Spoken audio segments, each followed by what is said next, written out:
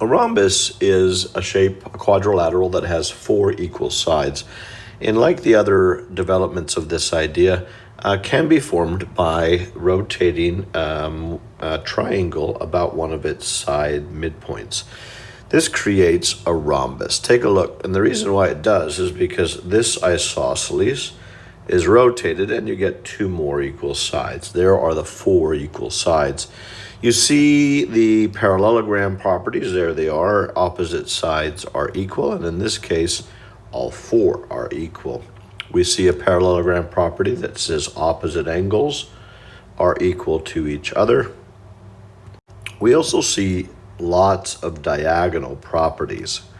So we see that these are bisectors like we would expect them, but some new things are here, so pay attention. This is a right angle, or they intersect perpendicularly. That's really important. Also, I would say, take notice at the diagonals, what it does to those angles. It bisects them. It would also be true that these angles get bisected, and so do these. Lots of diagonal properties. So they're not equal, but they bisect each other, they intersect at 90, and they are angle bisectors. Let's look at another triangle. In this example, we also have an isosceles, which is important making a rhombus. If we rotate it 180 degrees, it lands in basically this location.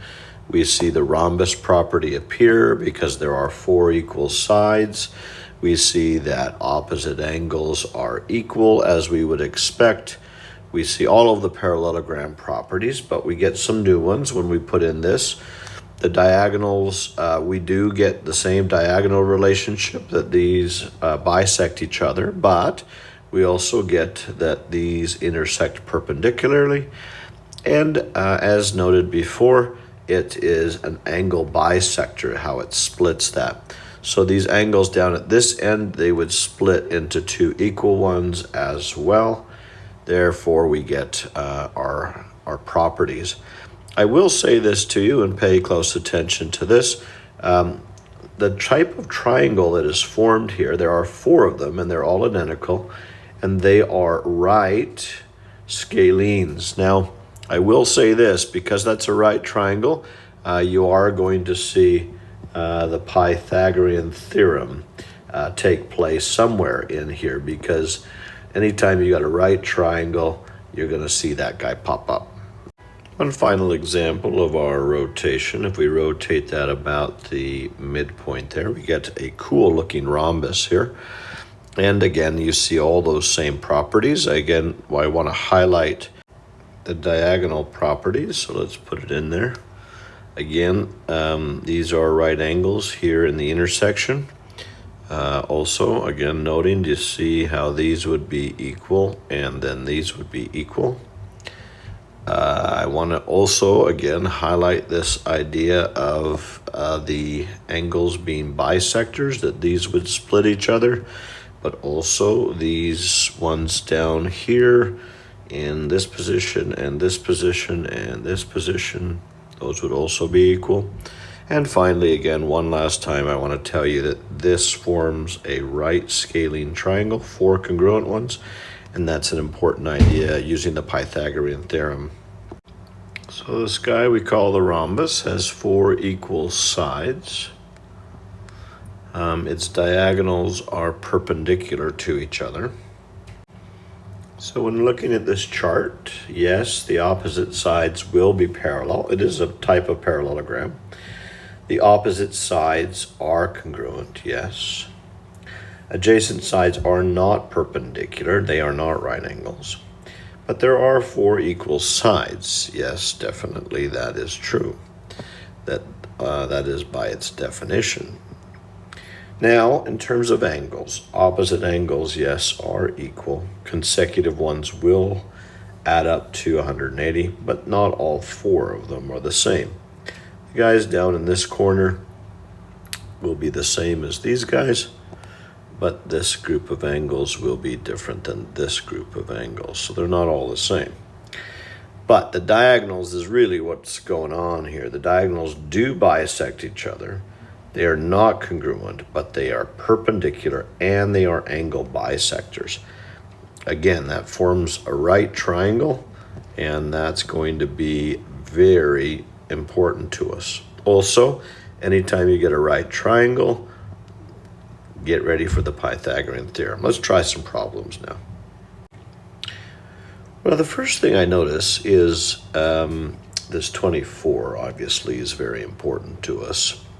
And let's notice that this triangle here would be an isosceles triangle. And the reason I know that is because in a rhombus, all four sides are equal. What I'm getting at there is that this has to be 24 as well, because that would make the base angles the same. We do know that a rhombus forms a right angle perpendicular at the bisector, so this has to be 90. And then I think you know what to do. If you look here, we have 24, 90. This has got to all add up to 180. So that would be 66 as a value, wouldn't it, if we did the math? Still focused on angles, and I like that because we can do some things here. Now, I didn't ask for this, but I do know that that has to be 90 right there. So I am in that right isosceles triangle, 41 in this position, and this has to add up to 90. So this is, of course, 49. Now, angle ABC, let's highlight that. That's angle ABC. That's the full angle. So if this is 49, we know that that's an angle bisector. The diagonal would be, and so we get 98 there. And then the last question asks for angle BCD. Now that happens to be the guy down here, BCD, this angle here. We know opposite angles must be equal. So I noticed that this one's 41, so this would also be 41, which makes this 82 on the other side. Opposite angles must always be equal, and the angle does a bisector there. Notice right away, we're not interested in angles in this particular problem. This gives us this half of the diagonal, and this is one of the sides. Immediately, I am aware that I'm going to be working with the Pythagorean theorem here. Hypotenuse of 10, one of the legs of 6, and so I think you know how this goes. 6 squared plus AE squared equals 10 squared. And when you solve this out, you find out AE equals 8. Now that gives us this value. That would give us this value. It would give us this value. And what was the other thing they wanted? B to D, which is the entire diagonal. So 12 would be our answer there. Again, I see another problem that's dealing only with lengths, and so I'm sure there's going to be the Pythagorean theorem here somewhere. Let's see what they tell us. BD is 10, so I'm going to write a 5 and a 5 here. I think that will help me. AC is 24, so that would mean this is 12 and 12. Did we get any of the things they wanted? Yes, this is 5 centimeters, and A to E would be 12. And now they want to know one of the sides. Well, as warned, guess what? This is going to involve the Pythagorean theorem because we have a right triangle here with sides of 5 and 12. You might even know this one offhand, but let's do it longhand here. And when you solve this particular problem, you get 13 as AD, and that becomes the answer here, 13 centimeters.